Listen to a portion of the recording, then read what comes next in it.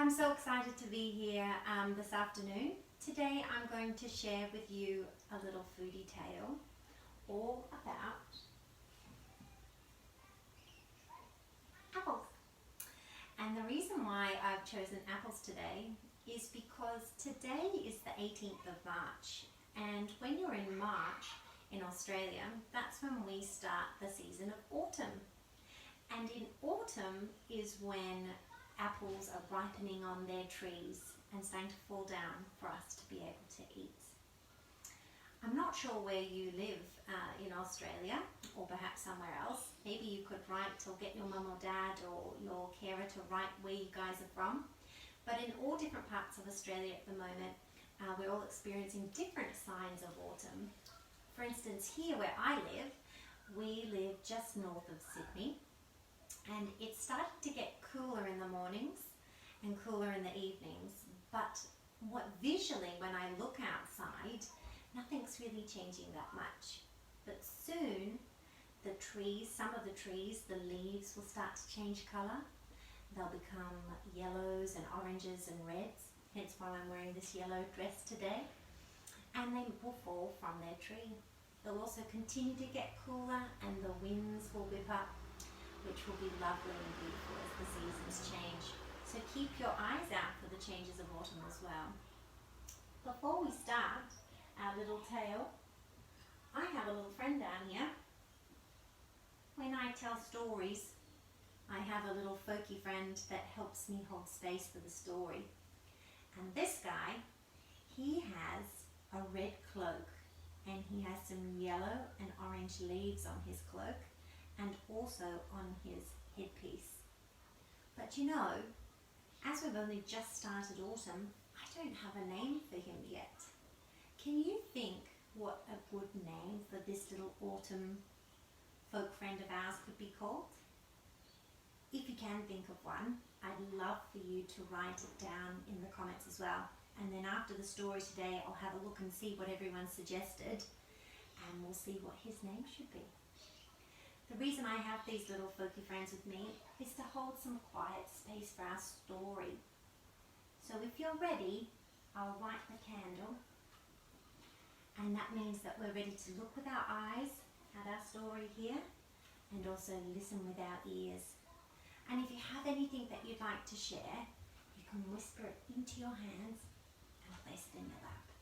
And then perhaps you can share it with your brother or sister or your friend or your mum and dad later, so that everybody can hear the story. Ready? I'm going to light the candle now.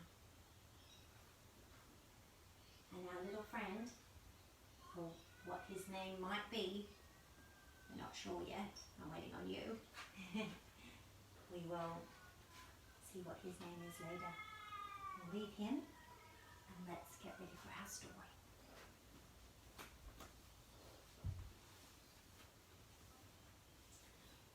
Once upon a time, on a cool, windy autumn day, there was a little boy, Timmy, who lived in a house with his mother. Timmy was very bored. He felt like he had nothing to do. Mother, I'm so bored. What can I do? Have you played outside? Yes. Have you drawn a picture? Yes. Have you cleaned out the rabbit pen? Yes. Have you fed the dog? Yes. I'm so bored, Mother, I have nothing to do. Well, said Mother to Timmy, how about I give you a challenge? Oh, I love a challenge, Mother. How about, Timmy, if you go and find a little red house with no windows and no doors and a star inside? What? How can a house not have windows and doors? Well, Timmy, that's the challenge. Okay, where do I find this little red house? Well, you must go over the bridge and over the mountains, and that's where you will find it. into the house and retrieved a jacket for Timmy. And he wrapped it on, for it was quite cool outside and windy. He's snug as a bug in a rug there. It's a rug jacket. And he put on his bag, which had a water bottle in it, in case he got thirsty on the way. All right, Mother, I'm off. And he went outside, down to the bottom of his garden, where he came across the bridge. Climbed up, over the bridge, and down to the other side. Oh, what was that? Sitting on a cool river rock. Ribbit, ribbit, ribbit. Timmy realised that he didn't actually know where to go now, where the mountains were. Perhaps if he asked this friendly frog, the frog might help him on his way. "Excuse me, Mr. Frog," asked Timmy. "Ribbit, ribbit." "Yes, little boy."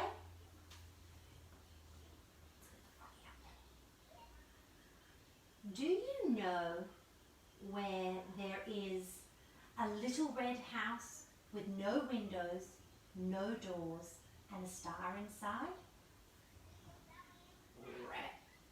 Well, that does sound like a strange thing. No, I do not know where a little red house with no doors and no windows is. Perhaps if you go up the path up the back, Mr. Buzzing Bee will know. Oh, all right. Thanks, Mr. Frog. No worries. And he dove into the water. Whoosh. Timmy walked up behind and came to a beautiful tree with gorgeous purple flowers. Where is that buzzing bee? Can you see where the buzzing bee is? Timmy looked around. "Mr. Buzzing Bee! Mr. Buzzing Bee! Can you see him? Can you see where the buzzing bee is?"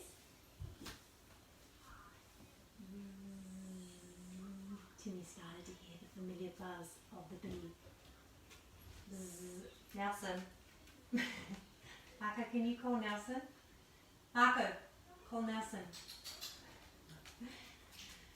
That is Timmy's friend, Nelson the dog.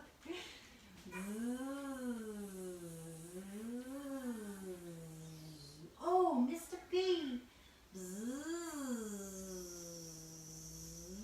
Yes. What would you like? Oh, Mr. Buzzing Bee. The friendly frog down at the river said that you might know where I could find a red house with no windows, no doors, and a star inside is. Oh, that is an interesting question, but I do not know. Please, Mr. Buzzing Bee, give me a clue. Perhaps if you walk up those mountains, the wind will whisper. It often does give you a clue if you listen. And Mr. Buzzing Bee buzzed into the bush. Oh, said Timmy, that's right, I did need to go up the mountain. And there it is. Does. The kids are quite loud. Mark, he came up to the mountain. Oh, that is a large mountain to climb. So,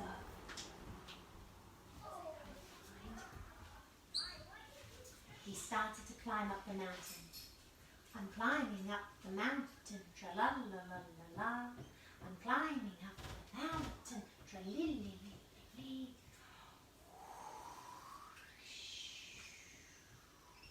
As he reached the top of the mountain, he could feel the wind all around. Keep on going over the mountains. Did the wind just talk to me? Keep going over the mountain? Timmy decided he should listen to the bee and the wind and continue over the mountain.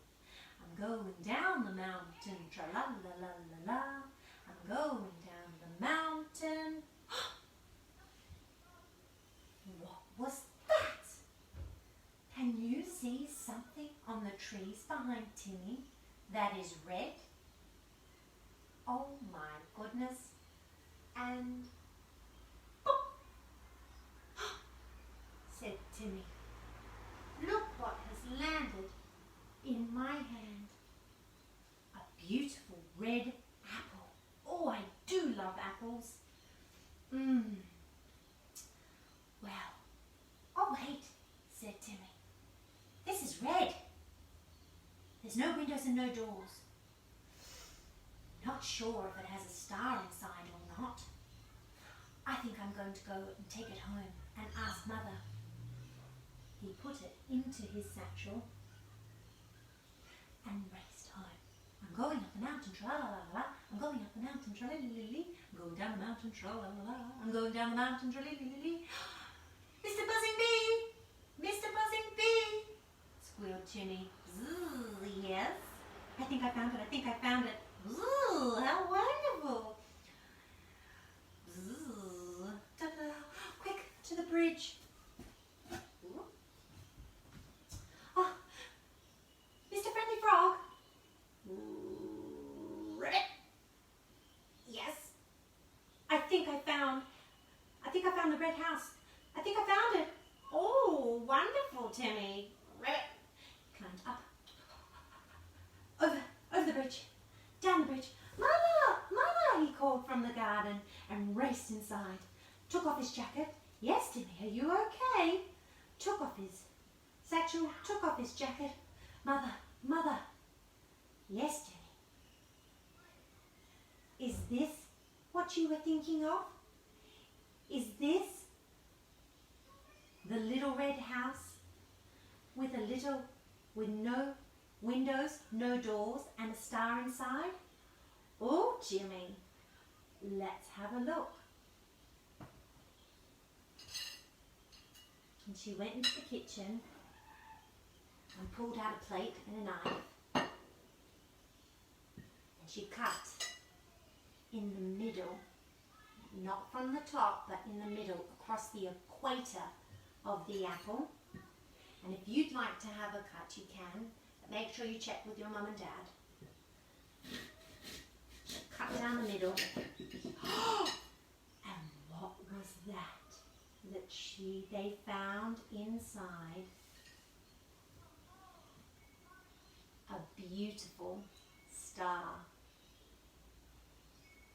A red house with no windows, no doors, and a star inside.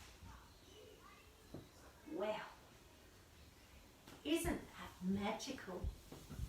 Have you seen a star inside an apple before? You can see in my apple here, all the seeds are in that side, although one's popped out. And on the other side, there's no seeds in that, they're just the cavity, the hole where the seeds were. It's so beautiful. What do we do with seeds inside the apple? Often we don't eat them. They don't taste very good. But we could collect them and see if they could sprout. But before I do that, collect them all out, have you got an apple with you? Or perhaps perhaps you don't have any apples at home and you've got another piece of fruit or a vegetable that might have some seeds inside. Might not look the same as the star formation as this beautiful red apple, but I'm sure there's some seeds in some fruit of yours. I'm going to see what happens when I take a bite of my apple. Oh, it's very crunchy and very yummy. That is a good apple. Do you like apples? I do. But some people don't. And that's okay too. We're all learning to eat. We're all learning about different foods. Did you enjoy that story? It was so lovely for Timmy to go and explore and go on an adventure. He saw some sweet little animals, didn't he? The little froggy. And he also saw Mr. Buzzing Bee. He also saw a black dog. Did you see that black dog that came through? I love being able to play with all the little animals and make up little stories and all the dolls. I wonder if you could make a story setting like this with some of your animals and toys at home. You might not have the same dolls or toys as me. You might not have all the like muslin cloths, but you could have a look around and see what you've got. And you can make up a story and share that story with your mum and dad or brother and sister. Before we go though, I'd love to sing you a song that I found about apples. And I'm going to bring my apple tree over here so we can sing it together.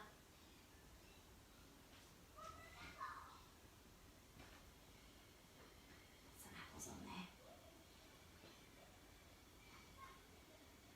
So, whoop.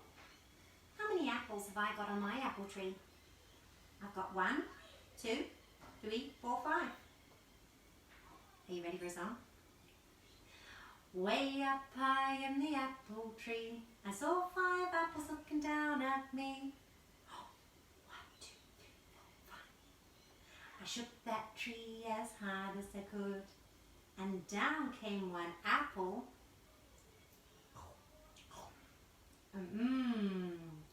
It was good. Oh, how many apples do we have left? 1, 2, 3, 4. Way up high in the apple tree, I saw 4 apples looking down at me. I shook that tree as hard as I could, and down came 1 apple. It was good. Crunch, crunch. How many apples do I have left? 1, 2, 3. Way up high in the apple tree, I saw 3 apples looking down at me. I shook that tree as hard as I could, and down came an apple. Whoops! Down came an apple, and it was good. Crunch, crunch. How many do we have left? 1, 2. Are you ready? Way up high in the apple tree, I saw 2 apples looking down at me. I shook that tree as hard as I could, and down came an apple, and it was good. Crunch, crunch. There's only 1 left. Are you ready? Way up high in the apple tree, I saw 1 apple looking down at me. I shook that tree as hard as I could, and down came that apple. Whoop! It was good. Crunch, crunch. There's no more apples. Are you ready? Way up high in the apple tree, I saw no apples looking down at me. I shook that tree as hard as I could,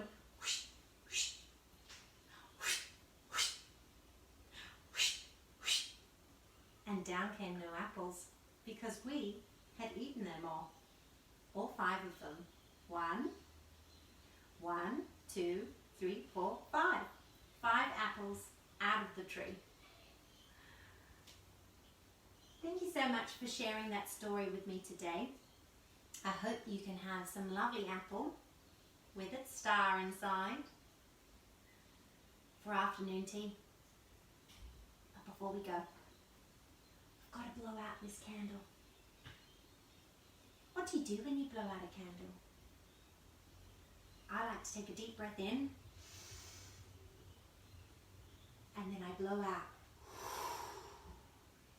Can you try that with me? Let's breathe in with our noses and breathe out with our mouths. Are you ready? Let's see if you can blow in through my screen on my phone and your computer and blow out this candle. And don't forget, I need you to give me an idea for his name over there. Something to do with autumn and the colours he's wearing. Are you ready? Breathe in through your nose and out through your mouth. You did it! Wonderful! Thank you so much for watching. I will put on a lovely little list over the weekend of some live little foodie tales, some little cooking ideas and some little foodie science experiments as well. Over the weekend I'll prepare that so that for these next couple of weeks when you might be at home a little bit more, you can have some things to do with the children. And I thank you very much for coming and watching today. See you later. Bye.